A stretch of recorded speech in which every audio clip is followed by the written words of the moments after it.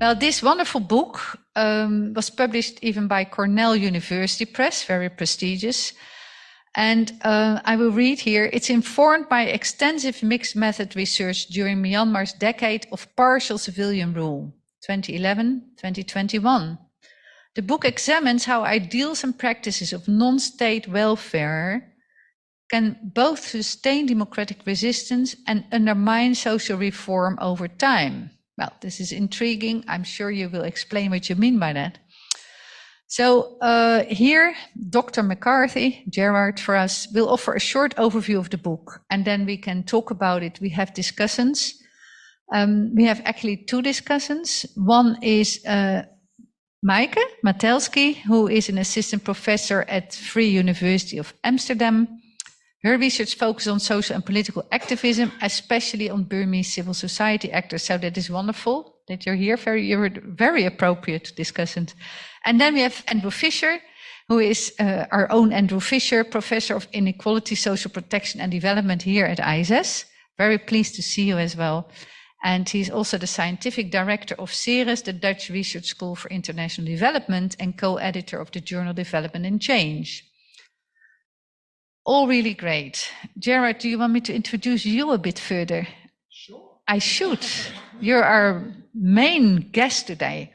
So Gerard, and in addition, as part of, he wrote his book, he will present his book, and he's currently, to our great delight, assistant professor at our institute as well, social policy and development. And he's specializing in the politics of inequality and development in Southeast Asia, especially Myanmar, where he researched democracy, welfare, and authoritarian legacies since 2013. Does it mean that you researched since 2013 there, or is that the period that you study? No, you actually have been doing research since 2013. Wow, that's very nice. Before this, he came from National University of Singapore, Asia Research Institute. He was also a visiting fellow at the London School of Economics and Politics, and associate director of the Myanmar Research Center at Australian National University. And there are a few et ceteras here that I will skip. I think we already see that you're a really special guy. Okay, everyone, here's Gerard. Alo Mingalaba, as they say in Myanmar. Thank you so much for joining us, and thank you to the Humanitarian Governance group here at the ISS.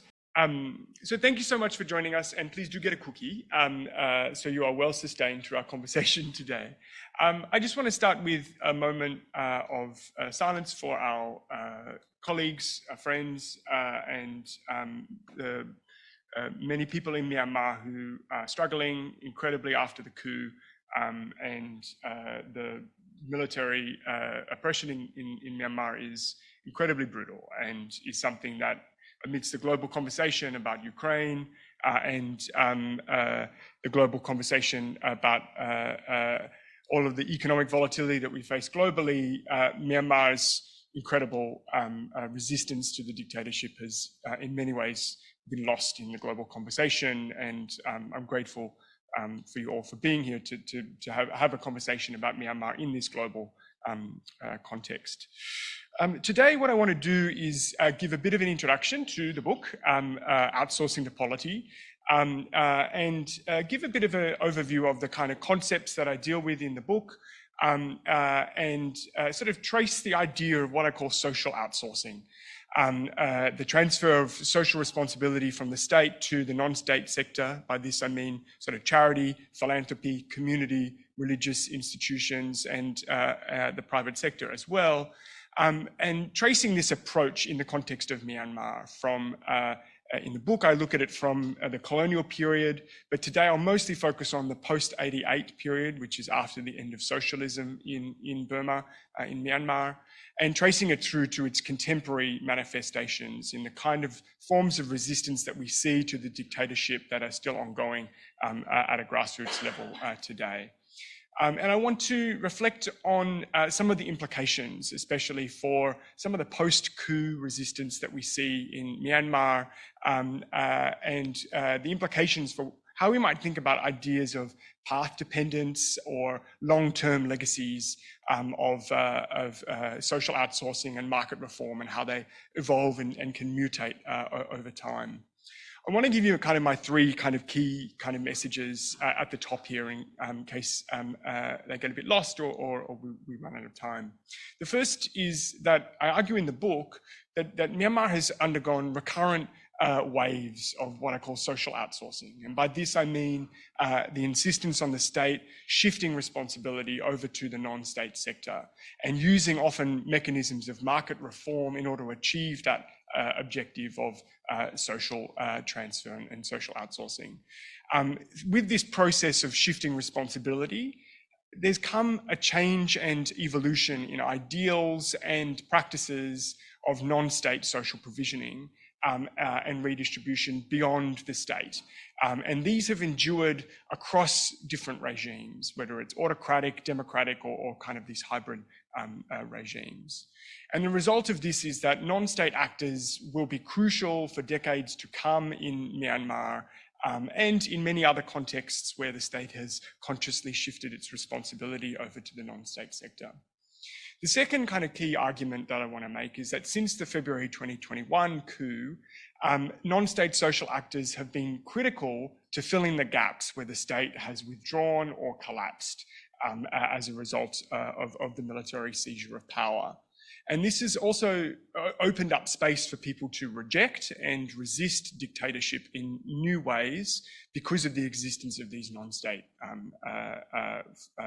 sectors, but also provided ways for people to sustain resistance in a way since the February 2021 coup, in a way that is far more resilient than many observers would have expected. And I argue that this is partly a result of the evolution of the kinds of local social actors and ideals that I've studied over the last 10 years or so, and how they've evolved since the coup.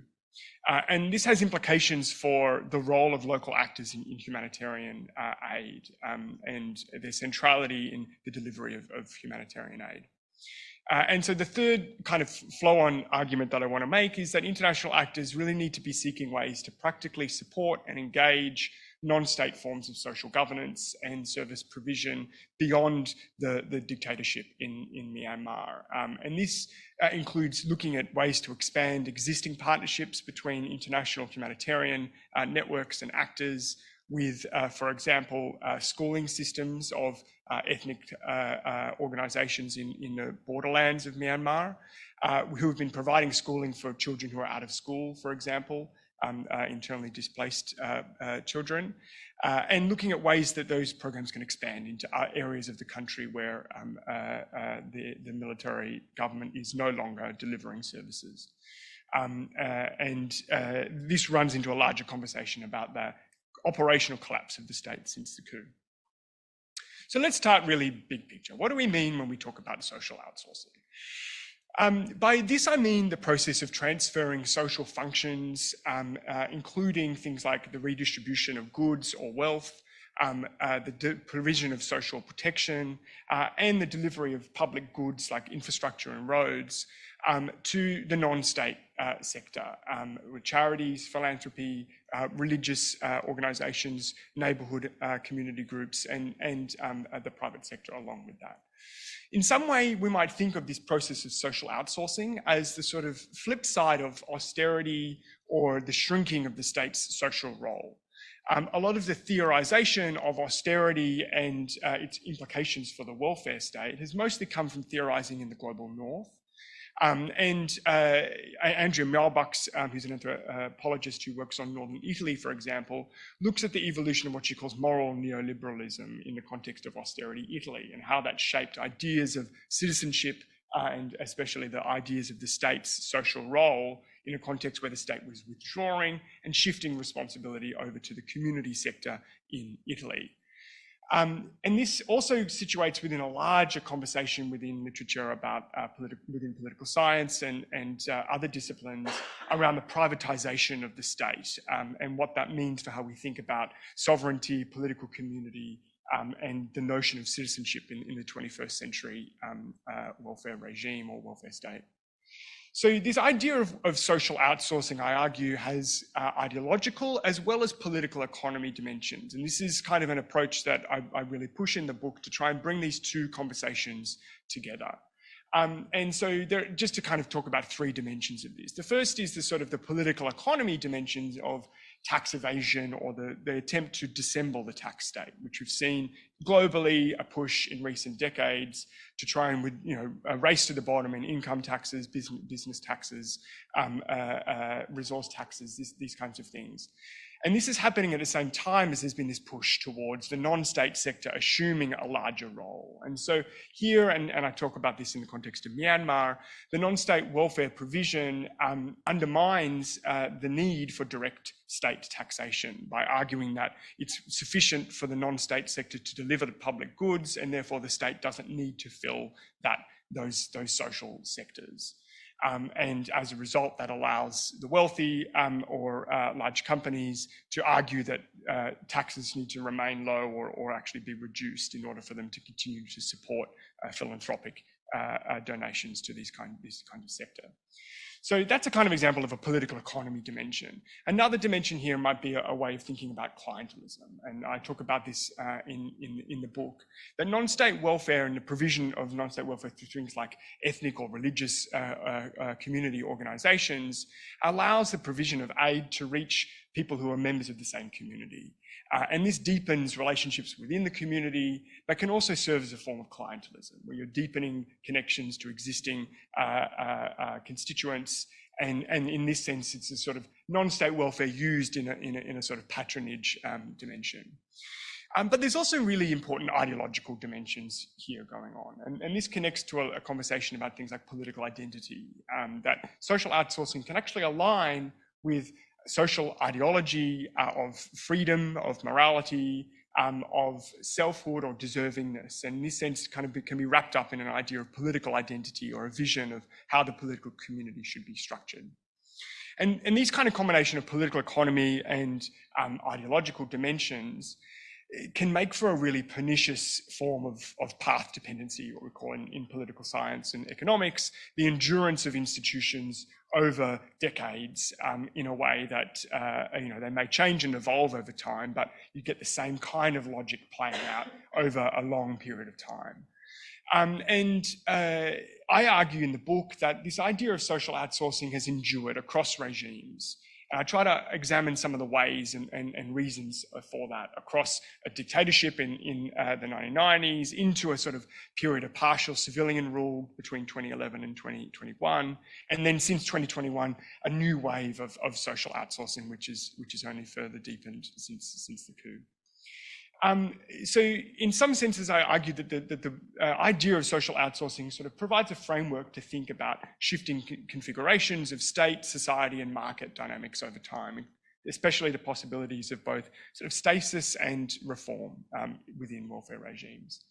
Just to give you a bit of context for the context for the particular place where I did my research, it was in central East Myanmar, sort of where the mountains of in the borderlands with Thailand meet the plains in the center of the country. And so I spent about 20 months of intensive field work between sort of 2014 and 2019 in that area of the country, doing a mixture of sort of ethnography with welfare groups, elite interviews at a local, provincial and national level, a household survey within these two townships, as well as sort of more historical methods, looking at oral histories with business people and welfare volunteers, and some archival work on the 1990s dictatorship and market reform.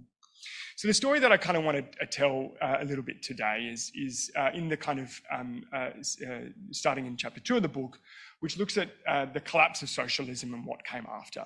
And it's sort of challenging some of the narratives within the historiography about Myanmar in order to help us understand where the country is today and where things can go. So in 1988, as some of you may know, there was an escalating wave of economic crises through the 80s in Myanmar, which was a socialist dictatorship, which led to a mass uprising in 1988. which was sort of violently put down, but also at the same time there was a commitment made to an election being held in 1990. During that period, a sort of populist catch-all party, which made appeals across ethnicity, across religion, across class backgrounds, sort of emerged as a sort of people's movement in 1988, and then evolved into a political party that became known as the National League for Democracy, which was led by Aung San Suu Kyi, who you see on the right here. That party won 80% of the vote at the 1990 elections, including in upland kind of ethnic minority areas of the country. This alliance, though, between ethnic minority peoples in the upland areas and the ethnic Burma Buddhist majority, predominantly in the lowlands, really spooked the military leadership of Myanmar, who basically then realized they didn't have administrative and governance control or military control in large parts of the periphery of the country, and therefore decided to shelve the election results and commence a sort of process, a 20-year process of kind of coercive state building and market reform. And one of the part of this story that has been largely missed in the historiography about Myanmar is that a big part of this story of coercive state building is the role that austerity and social outsourcing played in enabling and in fact driving that process of state building through the 1990s and 2000s.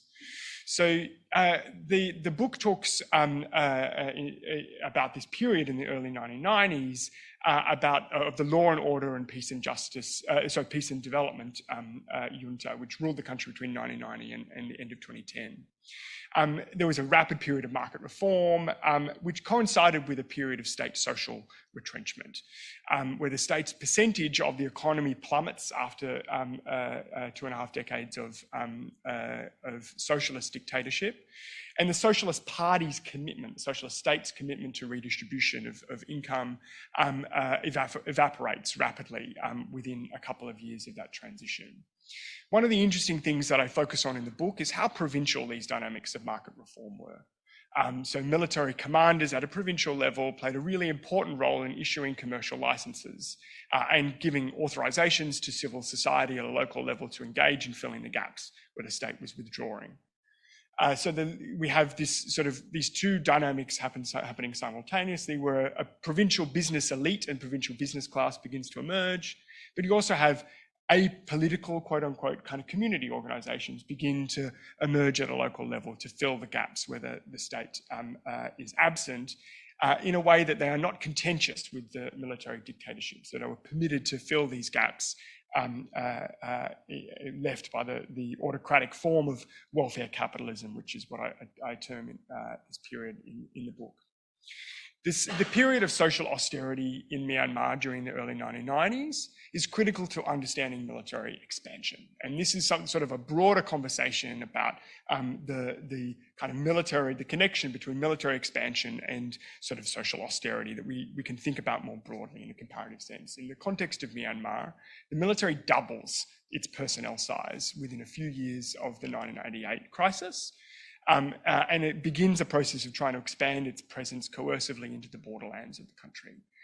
This is through a kind of dual process of warfare and sort of direct military expansion, but also through sort of commercial alliances and ceasefires with ethnic armed elites in the periphery of the country. So this period of kind of rapid state social retrenchment after 1988 enables this process. So education and health spending in Myanmar falls from about 3% of GDP in 1990 down to less than 1% combined by 1998. So you have a period of market development and growth, but a huge period of contraction of the social state that is happening at the same time as military expansion. A really important dimension of this is the role that these provincial business elites played in beginning to fill the absence of the state, and that this was actually critical to the political economy of autocracy in Myanmar. Interviews with merchants and traders who I did,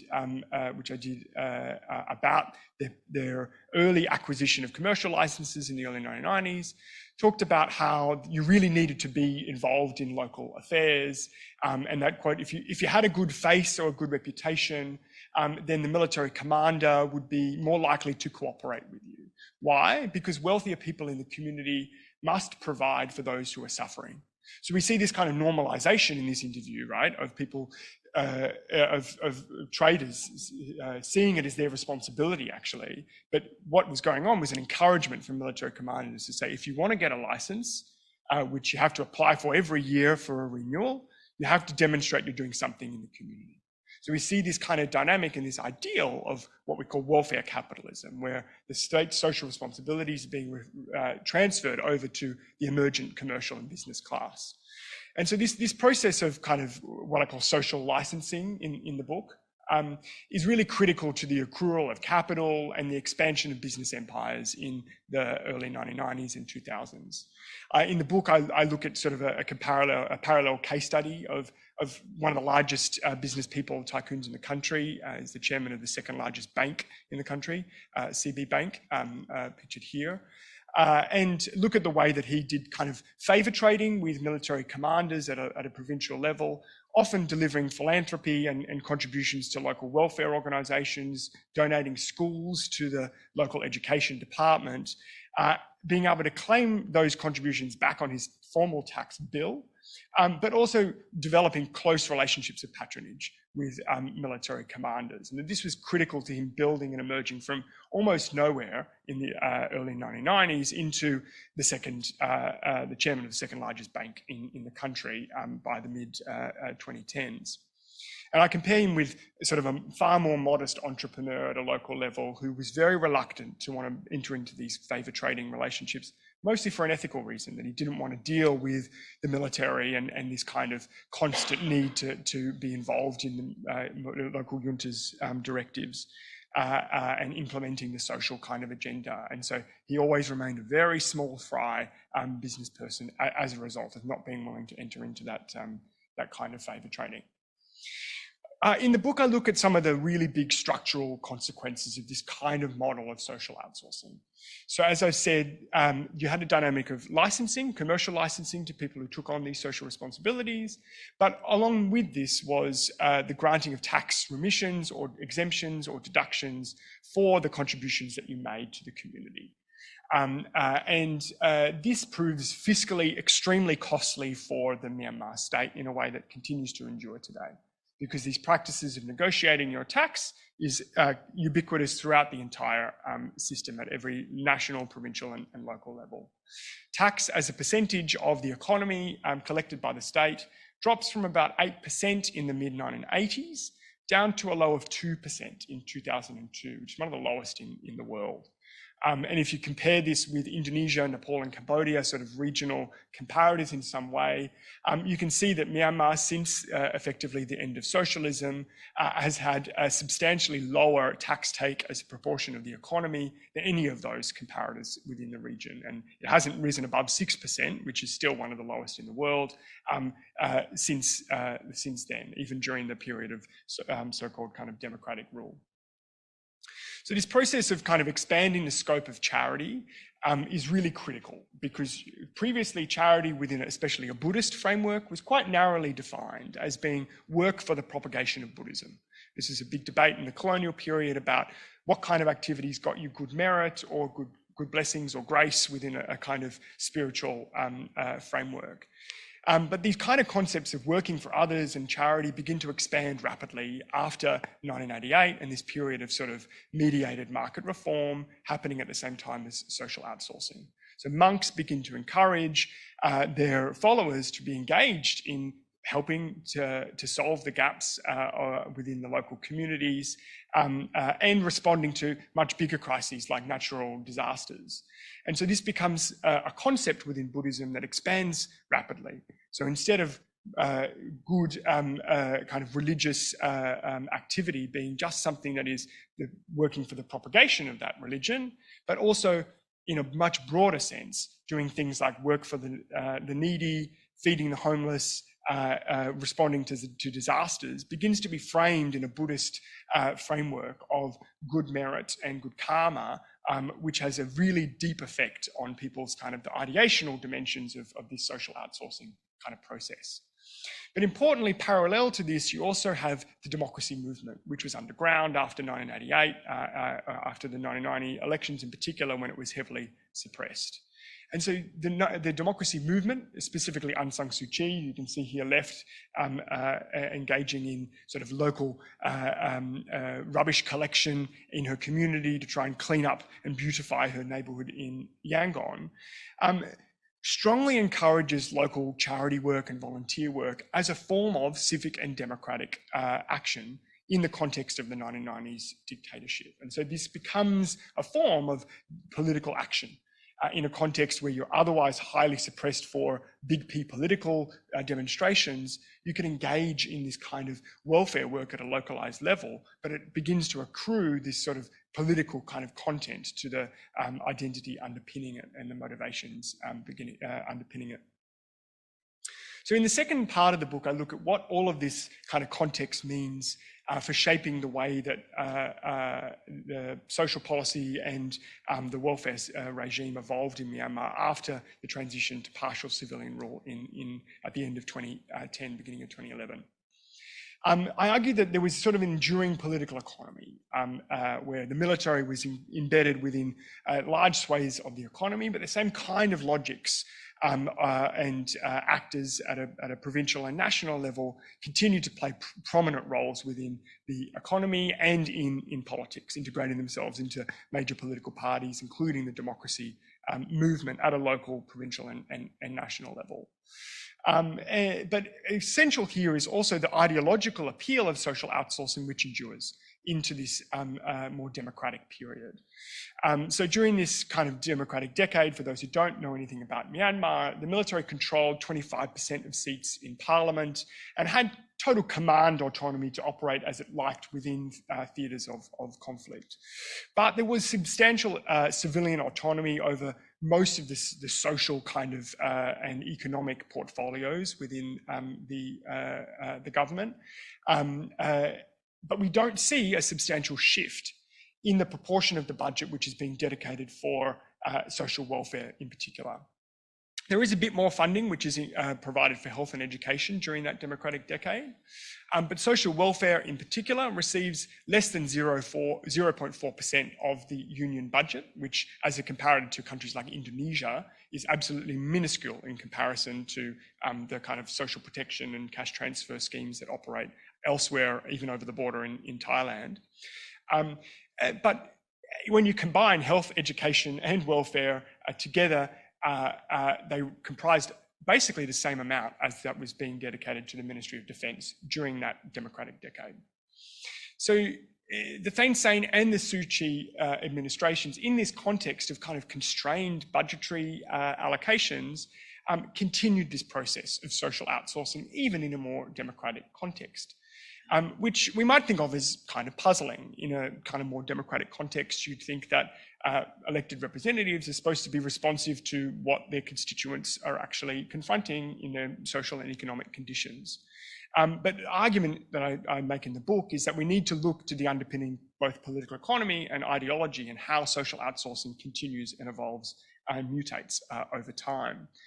And I look at a few different explanations for why this unfolded in the context of Myanmar. The first is just simply that you had an ecosystem of non-state social provisioning that had already developed very deeply all the way down to a local level, village and neighbourhood level all around the country by that transition to partial civilian rule.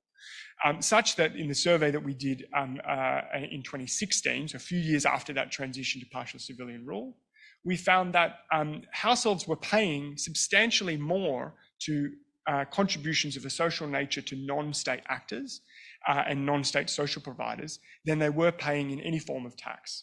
So when you think of this as a form of overall tax burden or overall tax spending, when you stack these into what you might think of as a real tax burden, the vast bulk of that in the context of Myanmar is about 8% of household expenditure was going to donations in the survey that we did, and about 4% was going to government fees and taxes. So this is a really fascinating comparison that we can draw with kind of similar comparators, somewhere like Nepal and Sierra Leone, where you see a similar kind of diverse tax burden, where informal taxation here in the purple in Sierra Leone, in a study that was done in 2014 or 15, was 36% and 46% in Nepal. But in Myanmar, it comprises 70% of the household fiscal expenditure was going to non-state actors. So this is a really important part of why this was a very deeply embedded culture, because you already had relationships of financial flows and care, which had already been embedded by the period of that transition. The second dimension here is that social outsourcing finds its way into the core of democratic ideology. During the 1990s and 2000s, as I've said, the National League for Democracy, which is the major opposition movement, at a grassroots had kind of mobilized and coalesced during the 1990s and 2000s around the idea of charity and philanthropy forming the kind of moral basis for the kind of democratic society that Myanmar needs. Aung San Suu Kyi, the leader of that party, and other very prominent leaders of the democracy movement, encouraged ordinary people as well as business people to engage in sort of charity and philanthropy as a form of political and civic action, saying that it was critical for people to take responsibility for their community and their polity, and to do so including the mechanisms of market trade and economic sort of commercial business. And so this kind of ideology then gets embedded within that period of democratic rule between 2011 and 2021, where you have effectively a coalition governing the country of economic and political elites who cohere around this ideal of sort of market-oriented, kind of what you might call a moral Buddhist polity of people giving away their wealth in a way that is good for society, also strengthening Buddhist institutions who are often the intermediator of non-state aid. And this then endures into the pandemic, of course, in 2020, where Aung San Suu Kyi and the government encourage community groups to run quarantine centres rather than the government, request everyday people to contribute to the government's vaccine procurement strategies and other kinds of schemes during the pandemic. So the third dimension here is that the elites adapted their philanthropy to defend and expand their wealth in a more democratic context, which is why we see this kind of process continue as well. So after 2010, we see a real shift from just this sort of relationship of philanthropy by business people between military commanders at a provincial level and business people. This kind of one-to-one patronage relationship becomes much more complicated in a democratic society where a sense of public legitimacy for your wealth and your empire needs to be earned through giving away in a more public kind of way. And so we see this sort of civilianization of philanthropy and much more publicly fronted philanthropy that might be more legible to us in a kind of global north context of sort of public philanthropy of major foundations like the major Bill and Melinda Gates and others, of these kinds of foundations named after significant actors and tycoons. And this, along with this kind of provision of public goods, for example, we see the provision of even things like municipal trash collection systems being run by tycoons, and very prominent role in disaster relief in particular, often in partnership with the government. And this photo up here is the chairman of the second largest bank in the country during a disaster, a major flood, sort of handing over funds and resources to the chief minister of the region where I did my research. So all of this kind of expansion of philanthropy continues to propagate this ideal of a redistributive system where the state doesn't need to play an active role in social provisioning. And in fact, where the state is unnecessary, but also maybe actually morally and civically undesirable because it's undermining individuals giving away their wealth and developing their sort of morality by being involved in philanthropic and volunteerist activities. So grassroots democracy activists who I follow very closely, for example, actually leapt to the defense of some of the tycoons who were involved in land grab activities during the 2010s, on the basis, not that the land grabs didn't happen, but that these tycoons were critical to the political model that the NLD and the democracy movement were propagating and modeling, and therefore attacking the tycoons was an attack on democracy itself. And we see this sort of fusion of democratic ideals and the ideal of sort of a highly extractive form of welfare capitalism during this democratic decade. And the fourth thing I just want to touch on here is this dimension where even where the state expanded during that period, we see a re-entrenchment of the idea that people need to take responsibility for themselves rather than the state taking on responsibility. So one of the ways that communities got themselves access to the quite limited sort of government grants that were distributed during that democratic decade was by doing local community projects, where the wealthy and the poor both came out to work on local road construction, contribute funds, stone, labour, and on this basis of having improved their village, then lobbied for inclusion of these villages in larger development schemes from the Myanmar government. There's a moral criteria at the core of this ideology, what is kind of referred in Burmese as gotu gota, or self-reliance, in which those who don't take responsibility for themselves can be legitimately excluded from receiving government support. And that includes conflict-affected communities who don't have the resources, but also don't agree with the idea that they should be taking responsibility for local infrastructure and local public goods. But it also plays itself out in a quite pernicious way in a context where so limited resources are distributed to the needy and the poor that there is a self-policing of the borders as to who gets considered to be worthy of receiving government support. And we see this most viciously in relation to the Rohingya, and I talk about this in the book, where the Rohingya, as a Muslim minority on the border with Bangladesh, are labelled in a Burmese kind of everyday conversation as being outsiders who are pretending to be people who can bear rights and trying to claim the resources from others within the context of a very austere state. And so it lends a self-policing mechanism to this deeply ingrained prejudice against the Rohingya, but it plays itself out more broadly to the exclusion of minorities and others from receiving government support. Yeah, perfect. So the interesting and important dimension here is that the democracy activists and parliamentarians who I interviewed during this period and followed glossed this kind of idea of exclusion of the unworthy poor as perfectly consistent with an ideal of democracy. And referencing back this kind of discourse of democracy that had been embedded during the 1990s, during the period of social outsourcing and market reform, as saying democracy requires people to take responsibility for themselves, almost in a sort of Kennedy, JFK kind of discourse of, the state needs people to take responsibility for themselves and not expect anything from the state in return.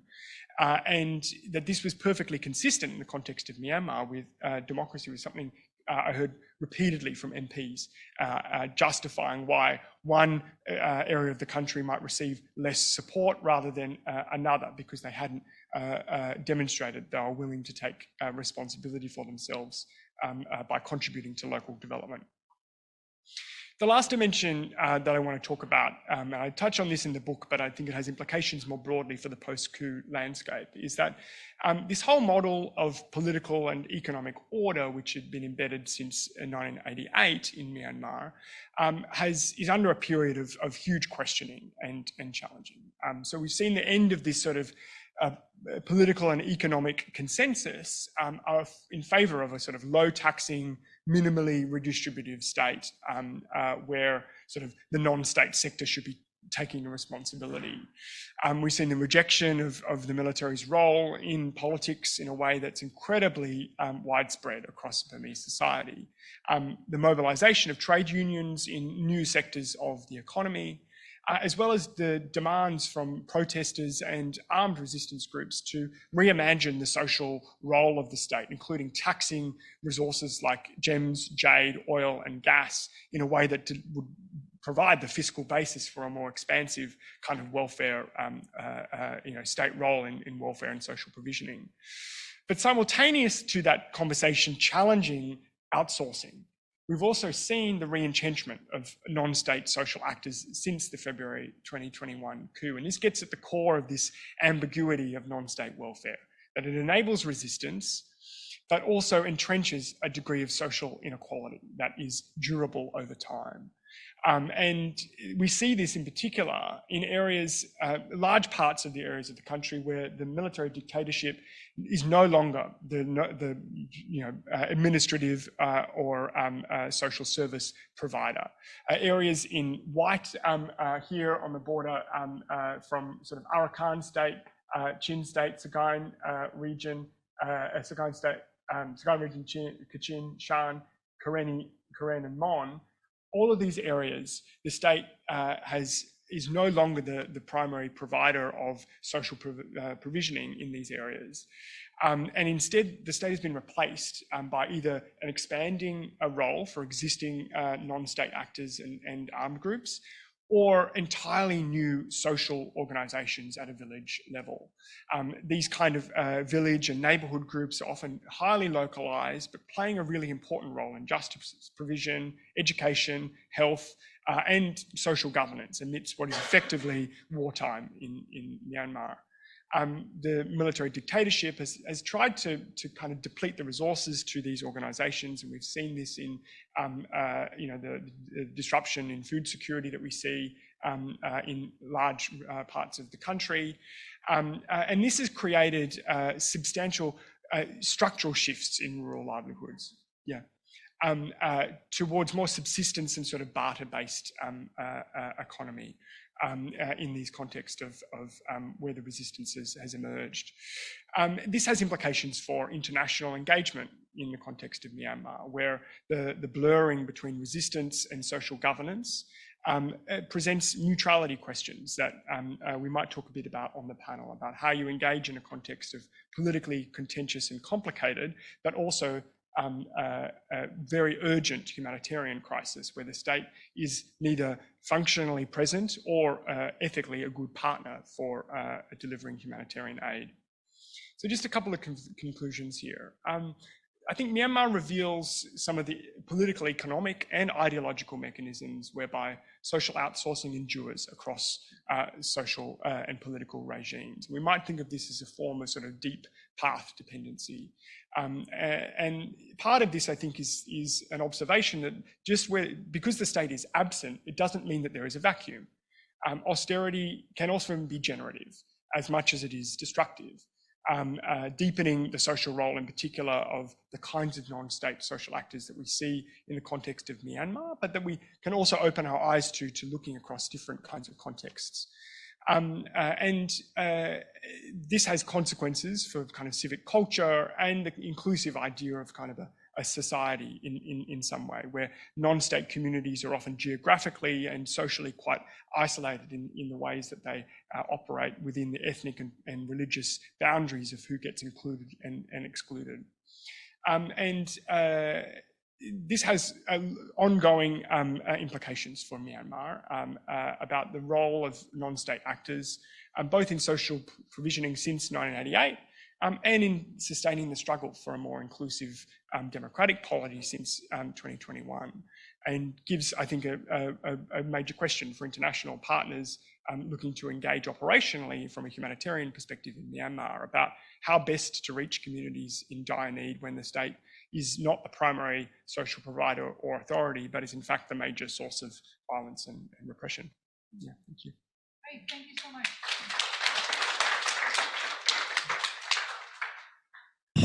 Thank you very much, Jared. Super interesting. And I would now like to call on Maaike to give a reaction. And then after that, we will ask Andrew. And then it's your turn, folks. We haven't forgotten about you, but let's just first have the responses from the two discussants. I will, yeah. Thank you. It's a pity we can't open with the Myanmar speaker that you tried to have on the panel, but since I'm the first speaker, discussant, I'd like to first congratulate you on this important book. Yes, is this better?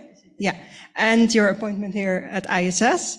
And I hope that we can work together on heightening the profile of Myanmar studies in the Netherlands and also support and invite more Burmese students and researchers here in Amsterdam and The Hague, which I think is long overdue. Few words about myself. I work in Vrije Universiteit. I also do research on civil society in Myanmar, so we kind of have that in common. I actually submitted my own book manuscript last week and went straight to teaching, so it partly explains why I'm reading out, because I'm a little bit brain fried, but I'm really happy to see that something will eventually come out of it. So we study civil society in Myanmar in very different ways. So my book covers more the variety of identities and interests of Burmese people and how they're portrayed towards, Burmese civil society, how they're portrayed towards the, on the national level and towards international actors, which is quite different from your more localized research. Some of the people I talk to, they are also considered elites, or they call themselves elites in their own environment, but again, in a very different way from the elites that you discuss. So compared to my research, I think your study is more locally situated, more historically situated, and also more focused on the economy.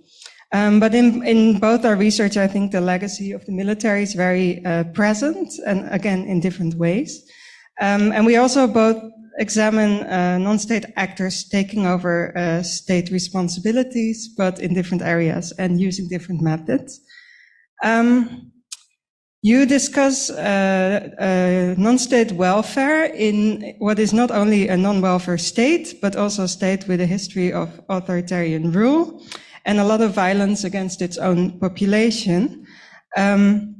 So sometimes this violence is so prominent, at least internationally, that the military's mismanagement on the social and economic level and its underspending on welfare that you highlighted is sometimes overlooked, I think, but it affects the vast majority of the population.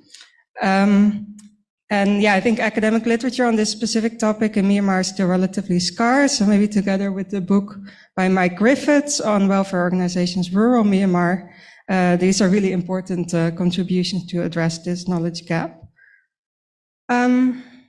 So your study was done mostly in a predominantly Buddhist environment, and you focus on the early days of NLD rule, sort of halfway through the so-called military political transition. And in the early days, like the early years of NLD rule, the expectations were really high that there would be democratic reform. And these expectations were not met both on the local and on the international level. You argue that the NLD this NLD era saw an increased emphasis on self-reliance, duty and responsibility, and further away from actionable rights. And also the emergence of this notion of the undeserving poor that you mentioned in the book. And this outsourcing of welfare provision to non-state actors, it transformed during this NLD rule from a sort of common practice, I would say, to almost an active policy, as the NLD tried to build democracy with appeals to discipline, responsibility, and increased reliance on private donations, including, as you mentioned, from former business allies of the military that took sides with the NLD, and often at the expense of farmers' land rights. You also indicate these practices vary a lot depending on the context and the degree of state presence. And you compare in the book your case study in central Myanmar with data from northern Karen state, where state presence has been much more contested. You argue that outsourcing social responsibility persists, while it also contributes to precarity and growing inequality along lines of ethnicity, religion, and region. And you also mentioned the impact of this system on specific minority groups, most particularly Muslims that have been included from this welfare regime because these largely Buddhist notions of political community and religious virtue regard Muslims as, you call it, morally bankrupt. And so the Muslims became a scapegoat for what is actually mismanagement by the military. And I was wondering to what extent this extends to other populations, other minorities, such as the Christian population. What else?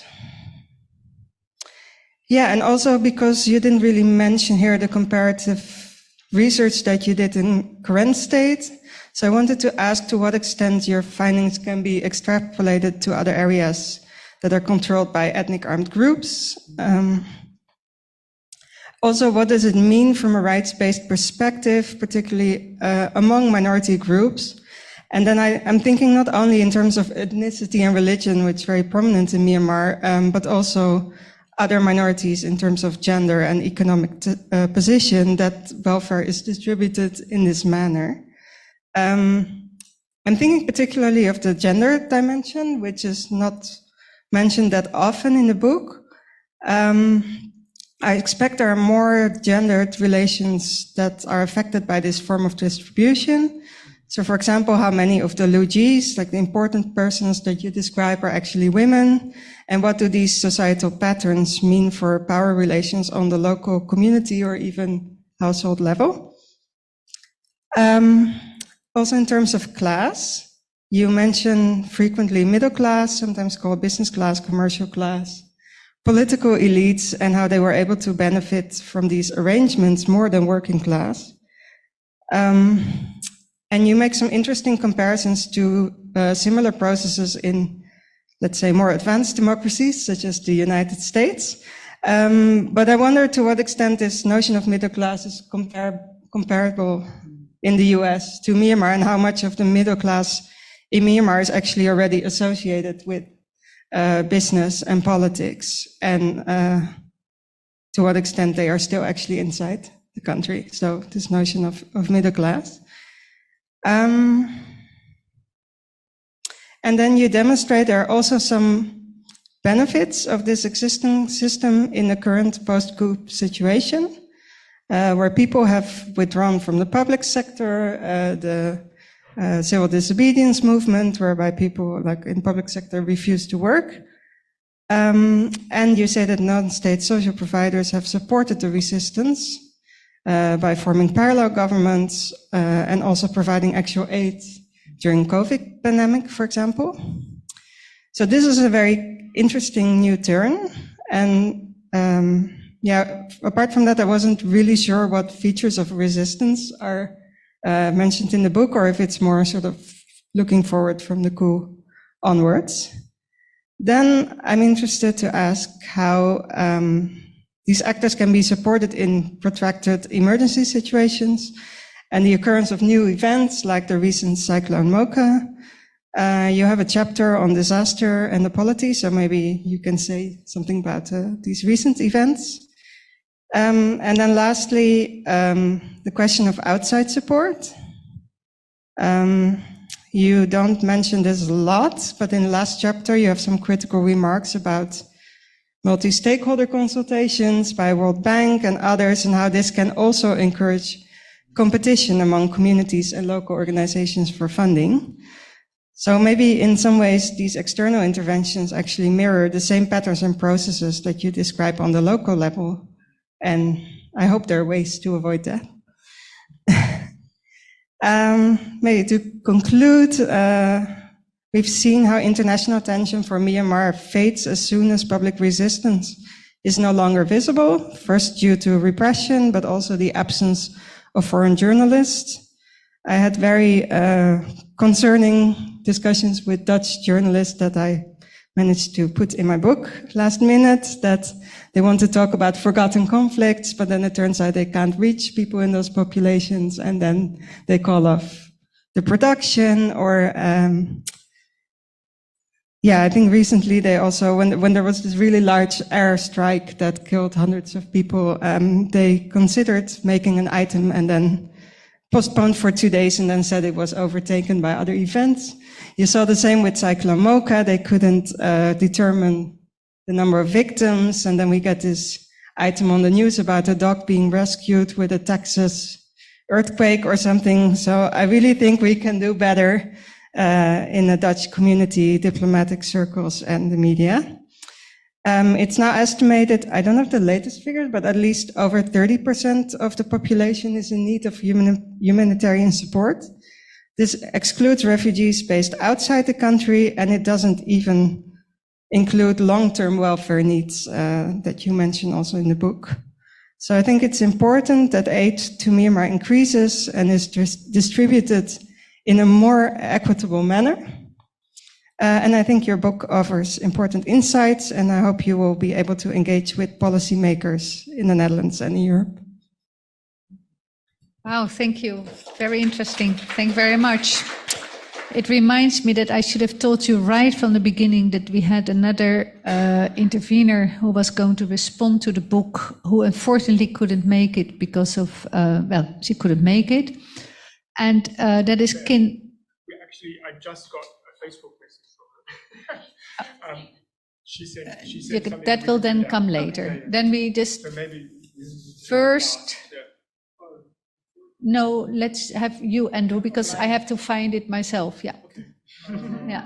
So Andrew Fisher, I already introduced you. Thanks a lot for giving us a very nice and short statement. Sure. Okay, how short? This is not a commentary on the other two, but this is just, you have only 5 minutes if it's okay. Yeah, so I'll try and be short. I'm obviously, I think I was invited on, I know very little about Myanmar, but for probably the social policy expertise and so on.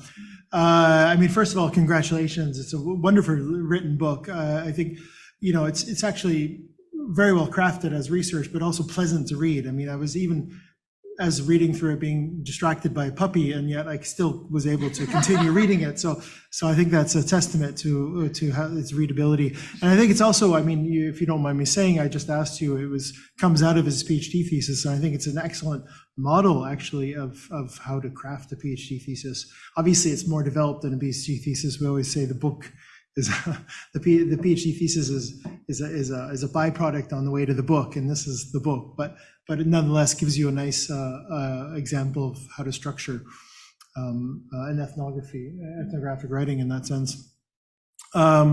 So I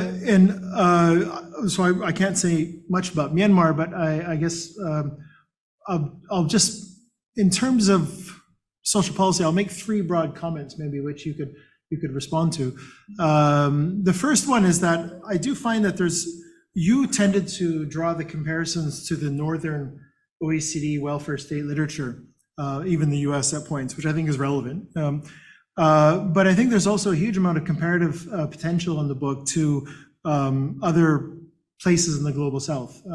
And the one thing that obviously really strikes me is the case of China, which I work on, so I know fairly well, as much as one can know China. And where they have a very similar outsourcing of social welfare. And it also really gets accelerated with emergency situations like the earthquake, the Wenchuan earthquake in 2008, which really stimulated this move into welfare provisioning via NGOs and so on. But then the state co-opts the NGOs, depoliticizes them, and uses them as service providers and so on. Although what's interesting with all comparisons, what's interesting, of course, is the contrast, where you're looking at a much more developmental situation where tax revenues are increasing, and the state is much more heavily involved in various public goods provisioning, versus here we're looking at a situation of austerity and sort of almost like state minimalism to the extreme, right? And yet a very similar process going on. So that's one obvious comparative aspect that could, I think, is sort of begging to be explored, right? And the other aspect as well is even though this is an extreme case of minimalist state and retrenchment and so on, is to what degree does this actually have a lot in common with a lot of other stories across the global South, especially in the context and one definitely, I think one reading that needs to be added to your sort of list of key readings is the work of Tandika Makandawiri, for instance. And he refers to this, he refers to the dilemma of the democratization waves of the 80s as being stuck in a situation of what he calls choiceless democracies, where you have this hope of democracy, and then in the super tight constraints of austerity, structural adjustment programs, and so on, where actually the state has very, very little choice to devise new developmental options, increasing state, and so on. And this also speaks to the point you just made, actually, about the role of international actors in this sense. And there's a whole social policy literature on the role and influence of social policy actors in pushing certain types of minimalist types of state, neoliberal social policy, and so on. You refer in the book, for instance, the fact that a preference towards consumption taxes versus corporate taxes from the side of the state, which that's also part of an international agenda. So that whole international dimension, the transmission of ideas and ideology and policy and so on is really interesting. So these are just some ideas of really interesting comparative potential. The second idea, one that has a lot of interest for me because it's very similar, because I also work on a Buddhist region that has a lot of tension with Muslim minorities, Tibet, is the role in, well, I'm also interested, I mean, we can think of three cases, Myanmar, Bhutan, of course, with its sort of ethnic cleansing of the Nepalese minority, and then in Tibet with conflicts which are much more contained in a sense. But the question is, you have these longer term historical legacies that feed into these tensions, but they really explode in a context of, as you say, austerity and so on. So to what degree is the context you're looking at? You suggested in the book quite often that it actually has this almost dialectical role of, on one hand, enhancing non-state actors, but also leading to these tensions and so on. And to what degree does this, I've looked at it in my own research, to what degree does this context fray these types of interethnic tensions and so on? Then my third point is just a broader question. The one thing as I was reading the book, and I didn't quite get the answer in the book, but I thought you could speak to more, is the question of, I was just going back to the first point. I love the chapter on self-reliance, by the way. I thought that was fascinating. And there's a whole interesting comparison there as well to examples in China, for instance, again, of local government, basically self-sufficiency in rural areas, and the whole role that plays within, especially the early reform period, when the state retrenched massively, right? So the third point is on, it was hard for me to get an understanding of what the scale or proportional role of this type of what you call non-state welfare provisioning was within the broader social policy regime, so to speak, right? For instance, you show at one point data showing rising HDI. So we have rising levels of education and health, which is essentially what it's saying. To what degree is, say, the health system or the education system, the schools, because it's still a population of what, 60, 70 million, I think, right? 53 million. To what degree is this non-welfare provisioning marginal to the provisioning of schools and hospitals and clinics and so on? Or to what degree is it actually playing a fairly dominant role? I think you were actually speaking to that in the presentation to a certain degree. Obviously, in the outlying areas where there's very little state presence, we would expect that to be huge, but in the Central Plains area, it really is, how significant is it in terms of welfare provisioning? And in that sense, I would end with just a question of whether, is this really social policy, or is it more better framed as philanthropy in that sense? And not to say that this is just as important. I mean, there's a really interesting literature now on building up of the role of philanthropy. The book series I was editing, I don't know if it's out yet, but there's a book on philanthropy in India, for instance, and the use of philanthropy. That would probably be very interesting also to look at and compare. But are we looking at something that's more philanthropic in nature, or are we looking at actual significant, substantive, like social policy provisioning that is actually replacing the state role in that sense? And because you give the tax revenue data, but but that's just showing the minimalism of the state. But within that, say, education, health, or social security, I mean, and so on, what is the actual, do you have any indications of how much of a role this takes up? And as a very, very last closing question, you mentioned about the post-2021 coup rejection of welfare capitalism. I was just very interested to know, when you were saying that, what has been the position of the Buddhist leadership on that? Particularly the more nationalist Buddhist leadership on that. Have they been rejecting it? Because they have been part of, key ideologues in pushing this whole model. So I'd be interested to hear about that. Thanks.